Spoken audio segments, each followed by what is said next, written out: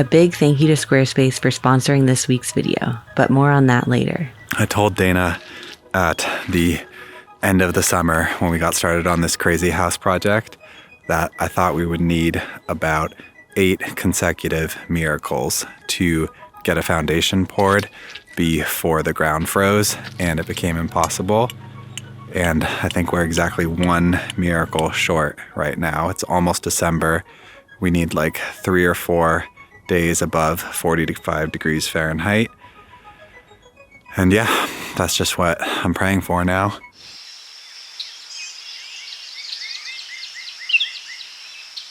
So I wanted to make a video that captured what I've been doing these past few months so that we can look back on this moment one day. And also because I feel like the act of condensing this story into a very specific narrative will be a great way to process everything that happened. This right here is the view from the site of our future house build looking down into the valley.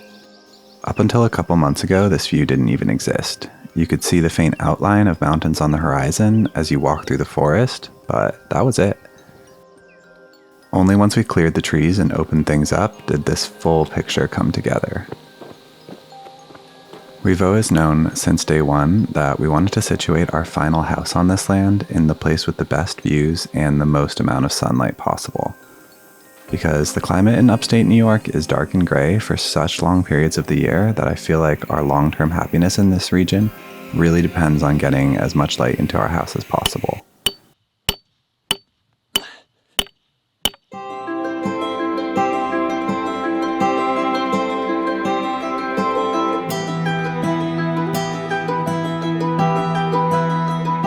So, like all good construction projects, this story begins with a bulldozer. I told Dana at the beginning of September that we'd need a set of about 8 consecutive miracles to get a slab poured before winter. And the very first miracle on that list was finding our bulldozer operator.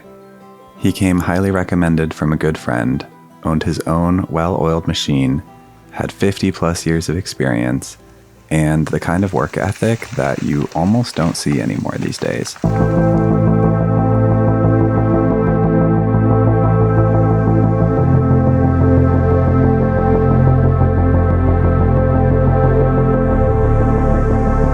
We got to work every day at 6 a.m. sharp, and the two of us went pretty much nonstop at full throttle till about 3 p.m., with a 15-minute lunch break and a roll of toilet paper for emergencies.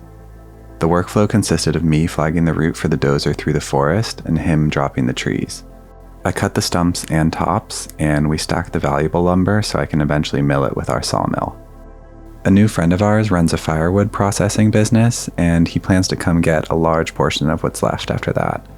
I'm hoping to eventually convert everything else that remains into hugel mounds in the meadow by burying the wood.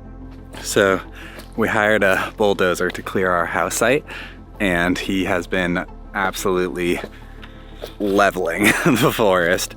So many trees have come down, and there's just 2 big pine trees left.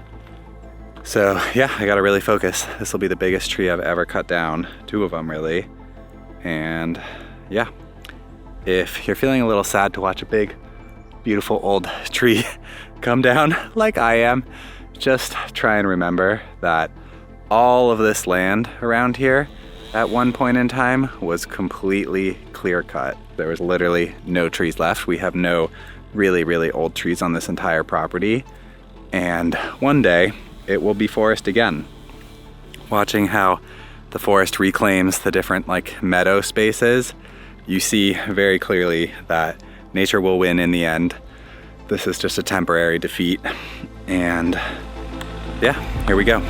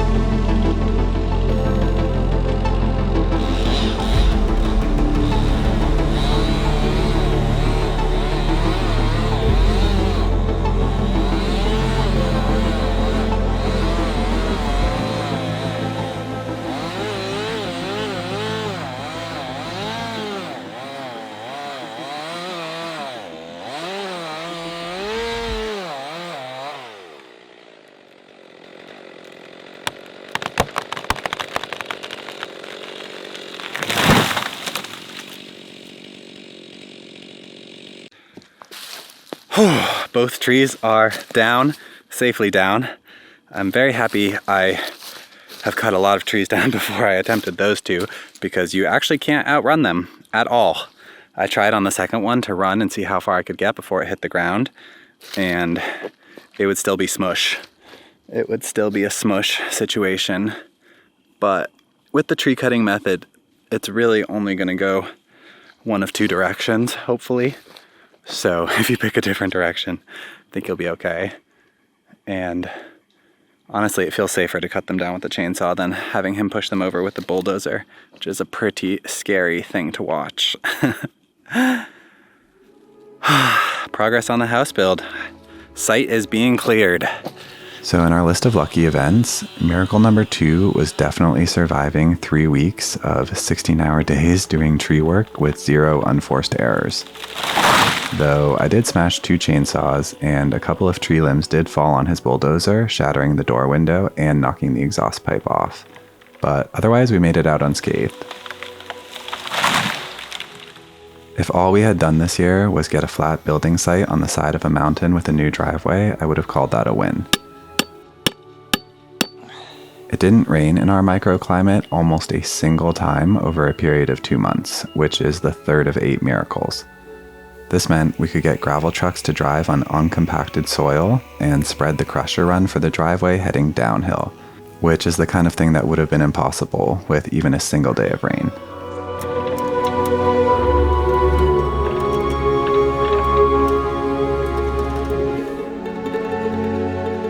All right. Today is Sunday, October 6th.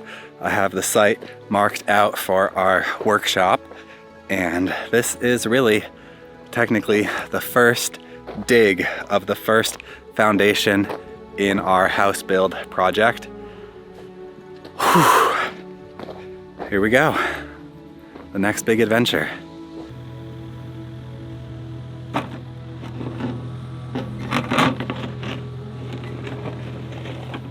Miracle number 4 is the soil type we encountered once we got to the build site. I consulted with a number of specialists prior to beginning this project. I dug test holes and we also looked at soil maps, but ultimately it's also just incredibly lucky that in this region we aren't having to deal with bedrock and massive boulders all over the place. The incredible pace of construction, coupled with unbelievable weather in upstate New York and the early delivery of an excavator we had ordered earlier in the summer, meant that we decided to push ahead and try and pour a foundation for a 30 by 50 workshop. I'm calling this building Shed House because the long-term plan at this point is for it to be a workshop, but in the short term, it might become a temporary house for a couple of years while we build our actual house next door. Miracle number 5 is the excavator. The day this machine got delivered to our property, I feel like my shoulders dropped 3 inches. It took about 15 minutes driving this thing to realize how much grueling physical labor this one decision was about to save me. This machine can dig more in a single minute than I can dig by hand in a day, and more in an hour than our backhoe can dig in a week. It's got speakers, air conditioning, heating, but nothing compares to the feeling at the end of the day when you've put in a 16-hour shift, listen to an entire audiobook, and you look around at how much material just got moved from point A to point B. 4 feet deep, like 9 feet wide, so that I could fit the entire excavator in here. This is my first proper foundation, so it was a bit of a learning process trying to get everything flat, but it's pretty close. We're within 2 inches of level according to the laser. So now I just need to fill it with a little bit of the number 2, and then they can start with the cement. So our bulldozer operator introduced us to a cement contractor with forms, and he poured a footing followed by a stem wall. The beauty of hiring a professional for the cement work was that I'm considering doing this process myself next time.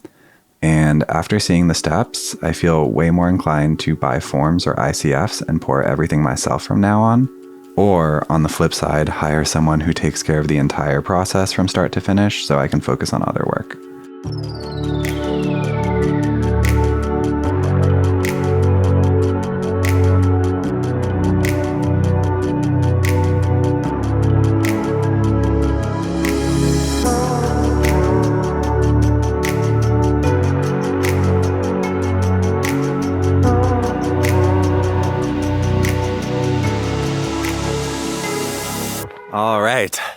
the foundation has been backfilled. The foam is in, and Grampy came for like almost a week to help with the plumbing. Got that all sorted. Thank you very much, Grampy.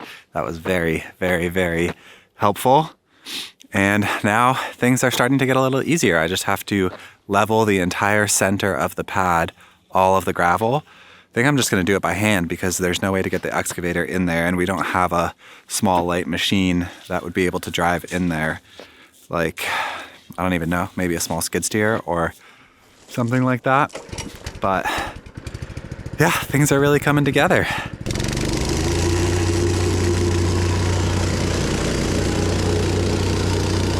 Go down, go down, go down, go down. Yeah. Go down, go down, go down.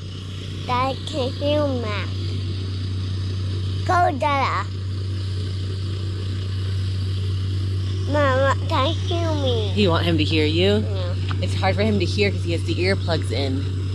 You know, he has his earplugs in. He's saying, go Dada, go Dada, go Dada. He heard you.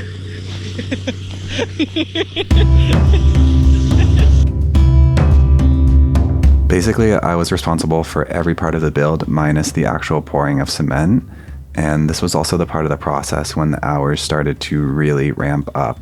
And when we decided as a family that it would make the most sense for Dana and Max to relocate into town for the winter months so that I could try and get this slab poured before it was too late. I had a feeling that missing our weather window by a single day could end up costing us 5 months of progress on this build. So yeah, we decided to go all in and see if we could make this dream happen.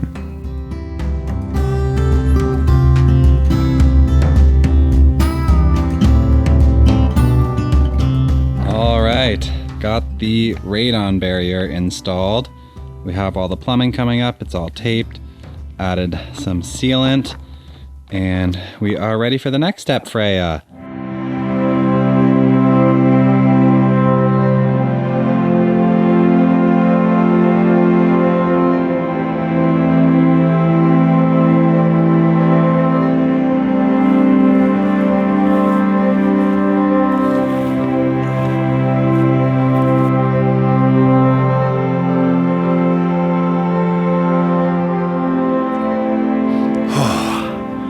So I'm learning the very brutal lesson that I should have just done this myself. I feel like I was kind of intimidated by the process of pouring a foundation, and I'm happy I got to see the different steps in doing the form work, but I was ready to pour a week and a half ago, and now I don't know if we lost our weather window or not, but it's hard because when you hire someone, they have other jobs.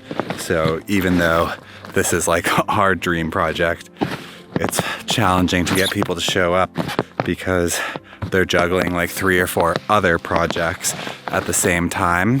But you got to take the weather windows you have when you're building up on a mountain.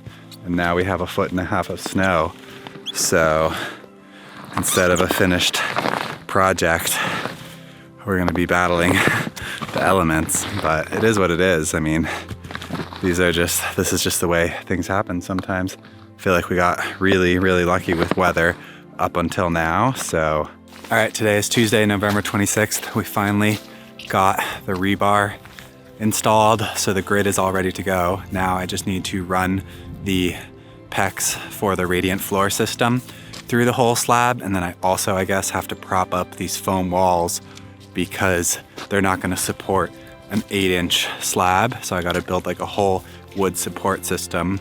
It's been raining nonstop all day, but it finally let up a little bit. I think it's like just warm enough where it's not snow, which is fine by me because now that the rebar's in there, there's really no way for me to shovel this whole slab. I've already shoveled the entire thing one time, 1.5 feet of pretty wet snow. So yeah, here we go. These are the days where projects get done. I feel like a key part of living in upstate New York has been decoupling your emotional mood from the weather. And ever since I managed to do that, it's just been a way, way nicer experience. So yeah, get some good gear, buckle up, and enjoy your life. That's my mindset these days.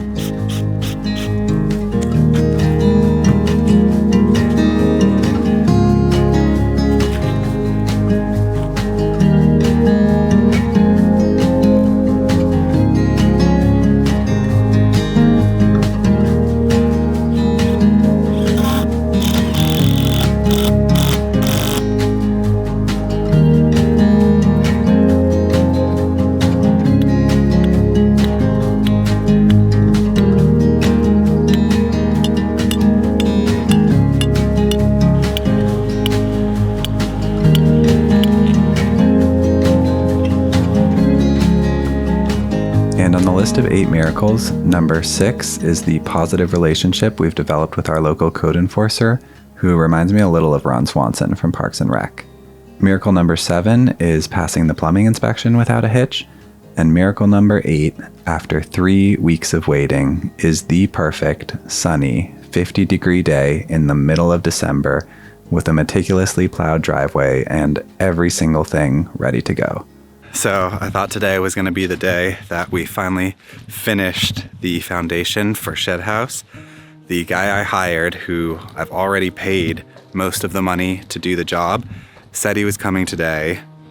And then at like 8 a.m., I was like, this is weird. Why isn't he here? So I texted him. He didn't respond.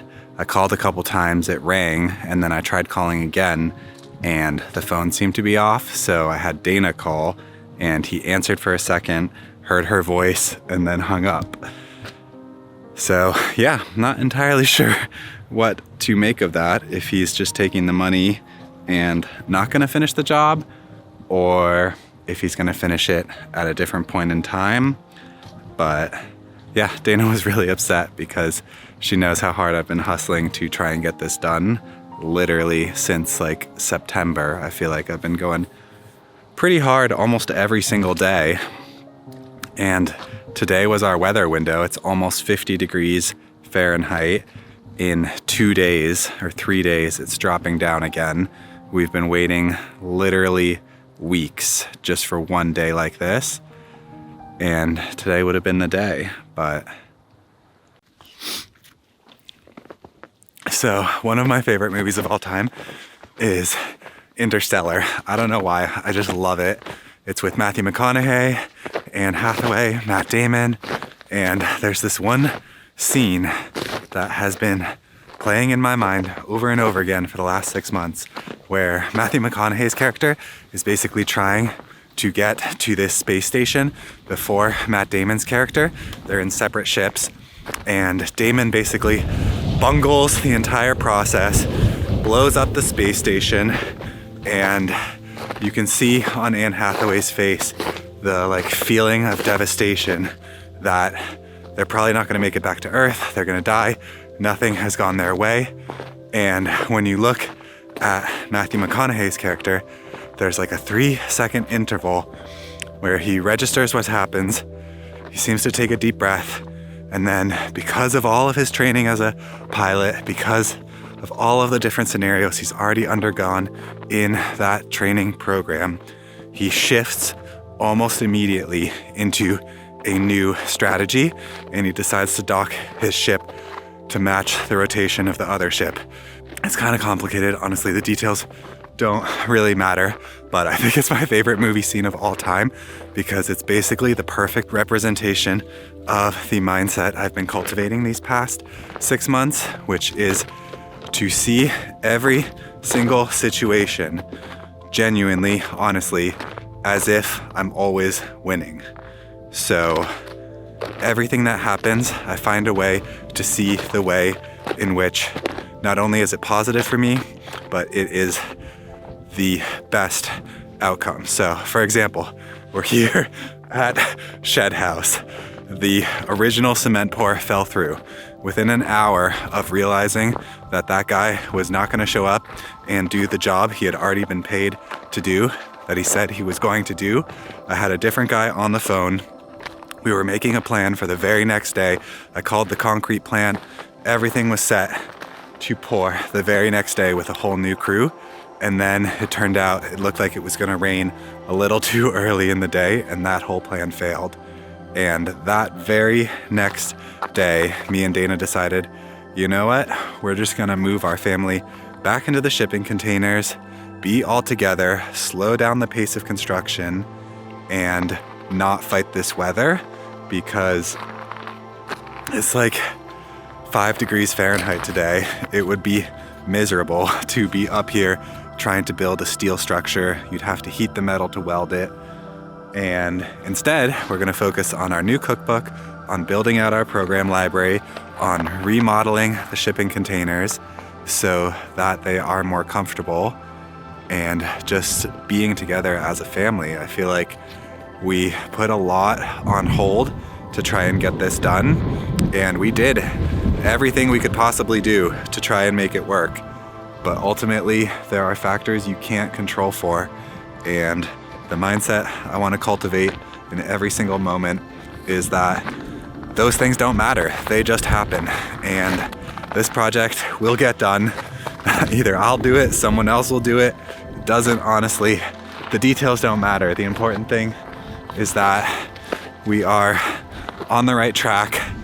And yeah, I just am absolutely obsessed with this new mindset cultivation process, because I know for a fact that we wouldn't even have what we have up here if I hadn't been working on cultivating that new mindset. There were so many parts of this process that could have led to us not getting this far.